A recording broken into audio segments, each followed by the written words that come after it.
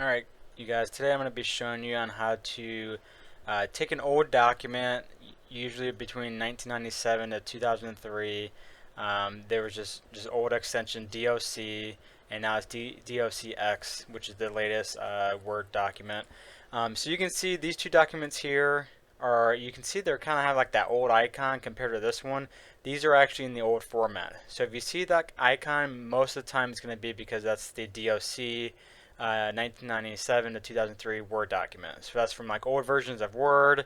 So I might send you, and you can open it anything newer than 2003, so you don't have to worry about compatibility issues. But I'm going to show you today on how to take an old document, convert it to the new format, and it'll change to that icon. So first thing you want to do is open up File Explorer, go to View, and checkbox the file name extensions. This will help you identify old documents and new documents. So now that I have that checked, you can see the DOC and then the docx. So go ahead and open up DOC. And there's two ways to do this. The first way is just going to open up the document, go to File, and simply hit the Convert button.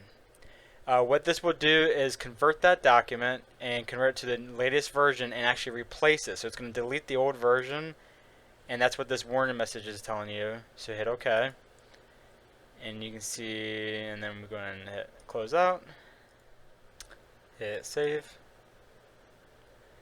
And now you can see that first document is gone, and we have a new document with the new icon, and it's the docx. The second way is to, when you open up the document, go to File, Save As. We're going to save it to our desktop. And here you can see Save Type. So you go to Save Type and you just select Word document. And you can see the extension is now docx. Hit Save. That's fine. Hit OK. Go ahead and close out, and you can see our docx. So you can see the original is still there, because basically what we did was we opened up that document, did a file save as, or of course that's going to create a new document and then keep the old document there. So that's why sometimes just opening the document, converting, deletes the old file, replaces it with the new one is a better option, so you can just save the headache of having old documents laying around still, because you probably want to just delete them once you convert them.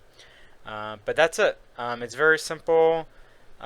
There's two ways to do it, and like I said, it's just because if someone sends you this file, or if you have this file, it's just you're using an older version of Word, and time to get updated because you're in 2020 now, and if you're on Word 2003, not good.